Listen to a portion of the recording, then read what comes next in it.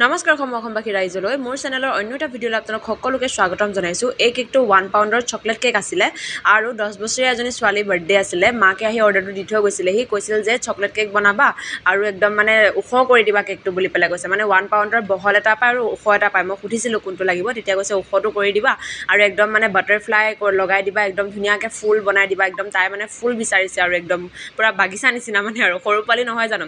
আৰু pink colour যিহেতু বিচাৰিছিলে, গতিকে মই পিংক কালাৰৰ সৈতে ক্ৰাম কোডটো মই কৰি লৈছোঁ আৰু সেইমতে মই মানে ডিজাইনটো যিহেতু মোৰ মতে দিব কৈছিলে, খালি ওপৰতে থিমটোহে কৈ গৈছিলে মোক যে ইমান এনেকুৱা কালাৰ আৰু এনেকৈ কৰি দিবা বুলি পেলাই। গতিকে মই ইয়াৰ ফুল আঁকা মই ষ্টাৰ্ট কৰি দিছোঁ। কিন্তু এই ওখ কেকটো বনাবলৈ কিন্তু অকণমান কষ্ট হয় দেই, কাৰণ হয় কি ওখ হয় ন, গতিকে মানে যেতিয়া মানে ক্ৰাম কোডটো মই ফিনিচিং কৰিব লাগে তেতিয়া অলপ মানে কষ্ট হয়। আৰু এয়া যেনেকেই ফুল বিচাৰিছিল তেনেকেই মই ফুল আঁকি দিছোঁ, নামটো লিখি দিব দিছিল, লগতে তাইক ঘৰত মাতা নামটোও লিখি দিব লাগে। নামটোৱেই ইমান দীঘল, মৃগাশ্ৰী, আৰু ঘৰত মাতা নামটো পিকু, নধৰিলেগৈ। চাওকচোন বাৰু কি যে হ'ব। আৰু নাম লিখাটো বাৰু মোৰ এতিয়া অকণমান গণ্ডগোল হৈ আছে বাৰু। যি কি নহওক এইটো ফাইনেল লুক কেনেকুৱা লাগিছে জনাব। লগ পাম অন্য এটা ভিডিঅ'ত। বাই।